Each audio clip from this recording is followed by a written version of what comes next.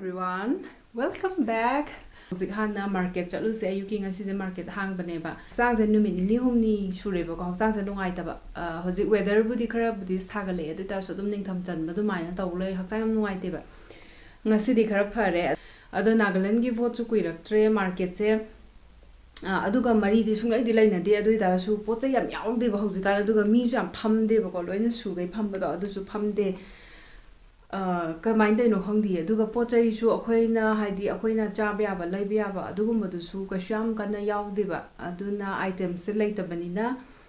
kai kai laifam su khangde ba ko hauji kan de adu ngasidi kai kai yawi kai dowi adu su yanga laibya ba adugum ba khara su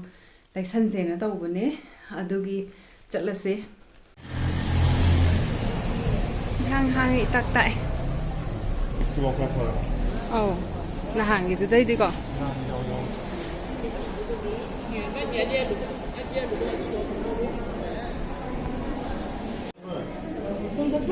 Extra 15 BSTs. Yeah. 16 number. 16 number. So normal is it? Normal.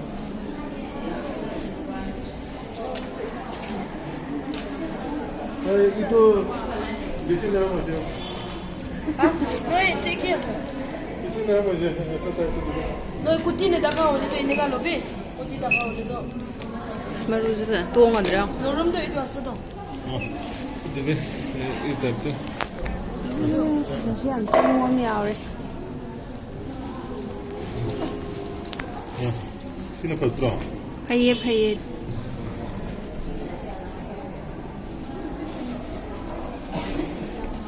16 mangi je itu extra. sab chan pa le da ta Lagi mani. 15 extra.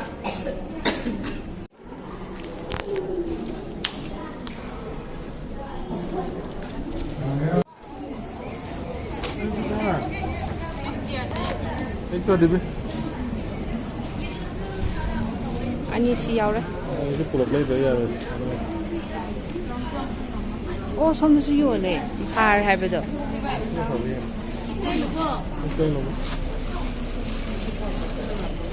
15 ne hara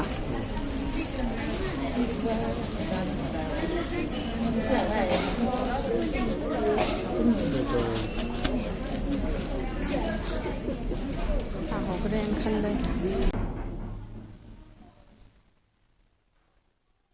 ngasi se naika gi pink club sale na haibane sigi sale je ngasi se pung mari dagi hodoi ne ba ko adugi offer je yam phasana pigani aduna aina production se khara recommend tawge na khamane sigi videos na kona la ka doi ba male adugi mamang haidi horen gi nang na ba oina ai se product recommend haidi mayam na kai kai leibya ge skin care oiro adagi makeup ki oiro adugi product sing do hojik se maman jam na hongi ngai sida karam ba product se le hoba kanagade habadugi recommendation video in namgen toramani sigi mamangi aise kitang skin se prep tawba se khara hawre eba ko adai da ina mayam da kitang review oina haining ba se sigi derma ko gi bb cream se 30 gram gi product ni se yauri se ma se tai ba se da kai kanagi haba se akoina skin care ga punna yongmina bu oibado skin care infused to bu oibado adu product says the yauri se niacinamide se yauri 2% niacinamide se kai kana ge na haiba matam da akoi gi acne gumba tawgibagi marks gumba se sigi se hantha handoine ba ko aduga kokhan ga doine ba akoina skin care gi da su serum da kai da su mem seasonai dana ko aduma oirani aduga akoi gi redness gumba laiba sigumba se su hantha hangani aduga skin se hena even oiba aduga hena glowy ohen ga doine ba ko aduga na hydrate tawraga laigadoisna kai product na no hyaluronic acid na mayam se namana khangnaramani hyaluronic acid se akhoi ki skin se hydrate tawraga laiba plump ohenba boost tohanba sigumba gi da yamna kaino da seasonai dana ko serum oina adumaina laina ba skin sida adugi ingredient ani do se yaure aduga SPF su 30 yawe aduga PA++ ko amount samna pick pa ama khaktang na tai base dum ya bane ai ahan ba tai binu mi to khra yam na hapaga tai ure ba ko adu na loina blend taw thopa ya ba do adu do oi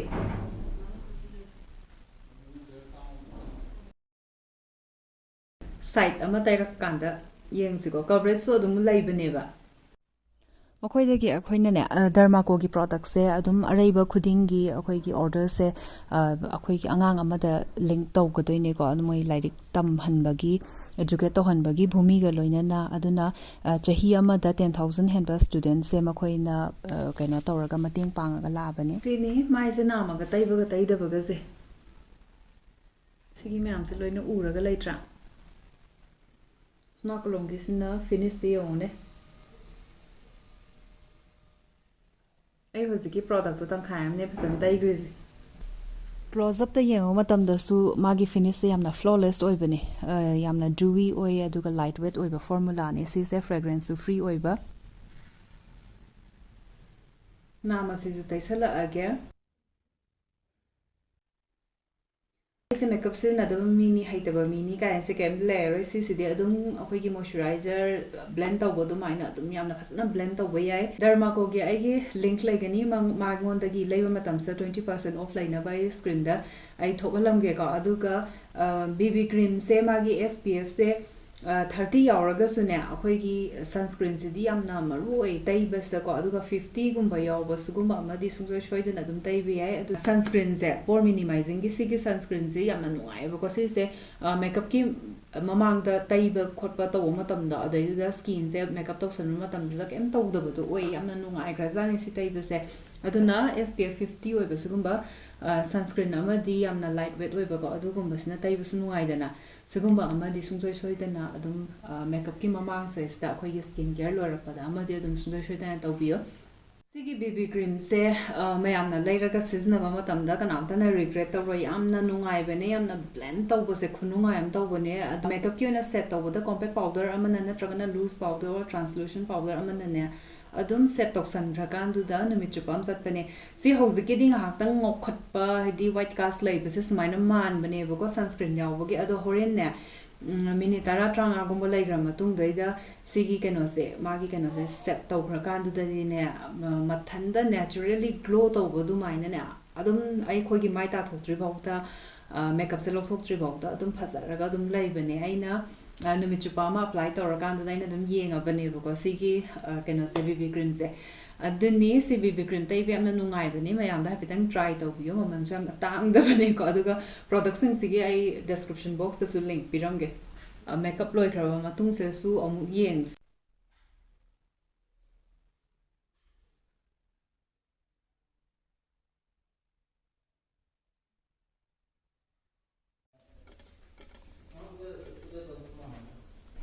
चापरे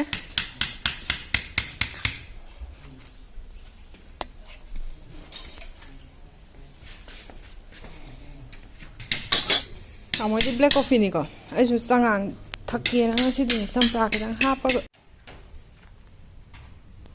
हवाई movie से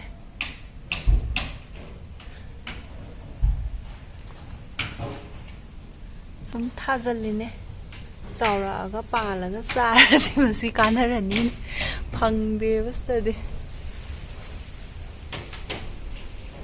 अैना ngасai तामोन तिंगमबदो अदु थाजनग्रम मना थोलकदो सिज मना थोलकदो सिना यंदेम सिना rosemary दो मैं जुमुत खरे चप चाना वीडियो है नमने तौबगा सिसना ngaजे पाक नमगुमबगी टाइपदा स्टीम मोइना तौगदोनि कइनो म्यामदे लोय हाप लोइग्रे सि येलो येलो ऑरेंज कलर याविसिना ने कइनो दो याइंगंगी दो खेलगा सुरगा ने ताइरि ब्लैक पेपर खतंग हावखेब्रा ओ ओ ओ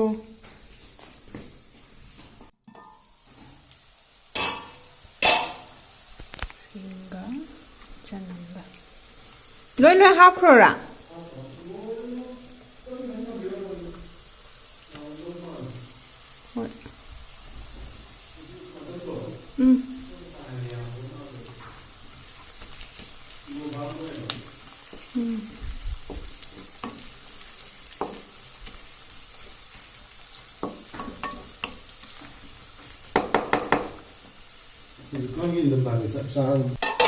थियंबदा इंग इंग बी ओइबदा ꯃꯥꯅꯦ ꯍꯧꯖꯤꯛ ꯂꯥꯛꯑꯦ ꯅꯨꯡꯉꯥꯏꯔꯦ ꯁꯤ ꯏꯔꯣꯟꯕꯒꯤꯗꯣ ꯂꯣꯏꯔꯦ ꯀꯧꯈꯥꯁꯦ ꯂꯣꯏꯁꯤꯜꯂꯛꯑꯕꯅꯤ ꯀꯧꯈꯥꯁꯦ ꯌꯥꯝꯕꯨꯗꯤ ꯌꯥꯝꯕ ꯅꯠꯇꯦ ꯍꯥꯞꯄꯤꯁꯦ ꯉꯁꯥꯏ ꯌꯣꯡꯆꯥꯛ ꯃꯔꯨ ꯑꯆꯧꯕ ꯕꯣꯝ ꯃꯌꯥꯝꯗꯣ ꯑꯗꯨꯕꯨ ꯕꯣꯝ ꯅꯠꯇꯦ ꯂꯩꯔꯛꯏꯁꯤꯗꯤ ꯃꯃꯟꯗꯤ ꯆꯞ ꯃꯥꯟꯅꯩ ꯃꯣꯏꯗꯤ ꯕꯣꯝ ꯑꯣꯏꯒꯦꯔꯥ ꯑꯣꯏꯔꯣꯏꯔꯥ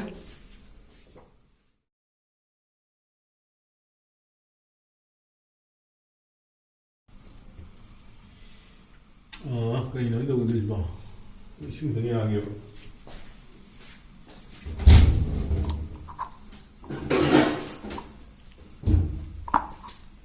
ꯃꯈꯨꯝ ꯑꯃ ꯍꯥꯏꯕ ꯁꯤ ꯂꯩꯔꯦ ꯁꯨꯝ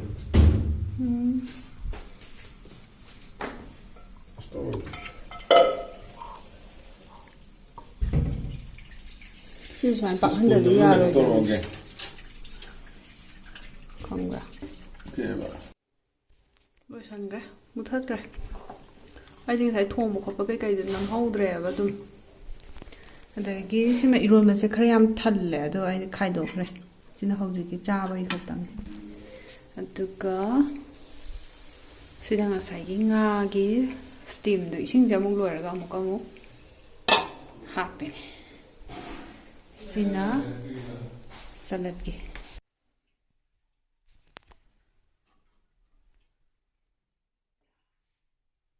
ꯐꯖꯔꯦ ꯌꯥꯝꯅ ꯃꯊꯛꯇꯒ ꯀꯩꯅꯣꯒ ꯐꯝꯕꯤꯗꯣ ꯀꯥꯕꯤꯗꯣ ꯅꯩꯔꯦ 이루 가오가 ꯁꯤꯅ ꯁꯂꯠꯁꯦ ꯀꯩꯅꯣ ꯃꯍꯤ ꯌꯥꯎꯗ꯭ꯔꯦ ꯏꯁꯤꯡꯁꯦ ꯌꯥꯎꯗ꯭ꯔꯦ ꯏꯁꯤꯡ ꯈꯤꯇꯪ ꯍꯥꯞꯁꯤꯔꯣ ꯏꯁꯤꯡ ꯌꯥꯎꯗ꯭ꯔꯦ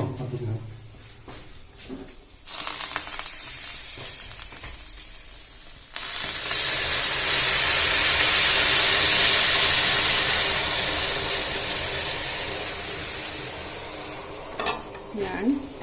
ꯌꯥꯅꯤ ꯃꯊꯛꯀꯤꯗ ꯑꯗꯨꯒ ꯗꯥꯏꯔꯦꯛ ꯊꯝꯕ ꯌꯥꯔꯦ ꯍꯣꯏ ꯁꯨꯃꯥꯏꯅ ꯍꯦꯛ ꯍꯥꯡꯕꯒ ꯁꯤꯖꯣꯜ ꯄꯦꯄꯔ ꯀꯩꯀꯩ ꯌꯥꯎꯔꯦ ꯃꯅꯝ ꯌꯥꯝ ꯅꯨꯡꯁꯤꯁꯤꯁꯦ ꯑꯩꯈꯣꯏꯒꯤ ꯌꯥꯏꯉꯪꯂꯥꯗꯨꯗꯅꯦ ꯍꯥꯞꯇꯕ ꯌꯥꯏꯉꯪꯒꯁꯨ ꯁꯨꯔꯒ ꯍꯥꯞꯄꯦꯗꯅꯀꯣ ꯌꯥꯝ ꯍꯥꯎꯔꯅꯤ